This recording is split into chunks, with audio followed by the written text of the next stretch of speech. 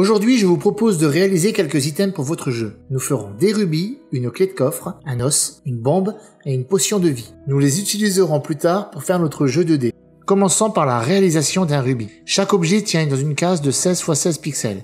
J'aime bien définir des cartes d'objets, ainsi je peux facilement en faire plusieurs par carte. Sous Aseprite, je réalise une carte de 64 x 64 pixels. Je commence en activant la symétrie verticale, je la place au milieu de la case où je vais travailler, et je dessine le contour du rubis. Je poursuis en colorisant ce dernier et en plaçant les ombres et la lumière de manière cohérente. Je remplis la ligne de rubis et j'essaie de varier les formes et les couleurs.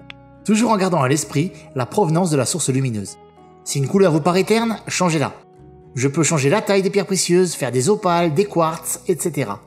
N'hésitez pas à vous inspirer sur le net d'autres créateurs.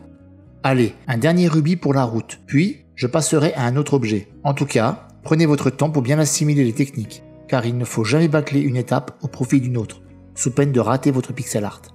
Ici, je vais réaliser une clé pour ouvrir certains coffres. Comme précédemment, je commence par faire le contour afin de lui donner une forme de clé. Je marque le trou de la clé, puis je continue en donnant un aplat de couleurs. Je place les premiers reflets, les ombres et enfin les détails qui renforcent son aspect de brillance. Le prochain objet est une bombe. Encore une fois, j'utilise la symétrie pour aller plus vite. Je donne la forme globale, je remplis d'une couleur sombre, puis j'appose les reflets et la mèche. Je continue avec le prochain item. Celui-ci sera un os, qui pourra me servir dans le jeu, tel une arme par exemple.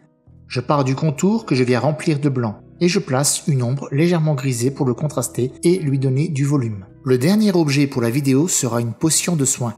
Là encore, je réalise le contour que je remplis de blanc, et je dépose les premiers détails. Le bouchon, puis le liquide se trouvant à l'intérieur. Pensez volume ici, vous aidera grandement. Il faut pouvoir s'imaginer toucher l'objet et le manipuler pour le refaire correctement. La dernière étape consiste à exporter sous Unity, puis de venir faire les configurations standards en vue d'utiliser les objets. Cliquez sur le sprite, mettez les réglages suivants. Sprite mode multiple, pixel per unite 16, compression none, filter mode point. Cliquez sur apply et enfin sur sprite editor. Dans la fenêtre qui s'ouvre, cliquez sur slice, dans type mettez grade by cell size, puis sur slice. Enfin, appliquez sur apply. En bonus, je vous propose d'animer assez rapidement le rubis. Une simple anime d'attente avec un mouvement perpétuel de haut vers le bas. Déroulez la carte de sprite, choisissez le rubis qui vous convient, puis faites-le glisser sur la scène. Ensuite, ouvrez la fenêtre d'animation, puis choisissez Create.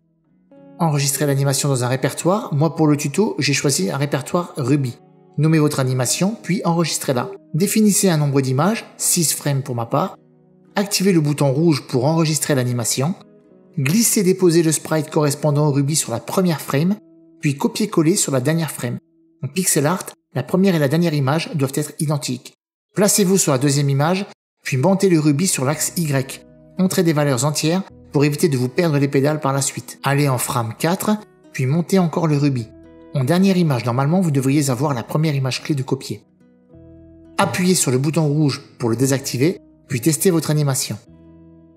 La vidéo est maintenant terminée, j'espère qu'elle vous aura plu. Dites-moi en commentaire ce que vous en avez pensé. Moi, je vous donne rendez-vous prochainement pour une nouvelle vidéo. En attendant, abonnez-vous et n'oubliez pas d'activer la petite cloche de notification pour ne manquer aucune vidéo. À bientôt.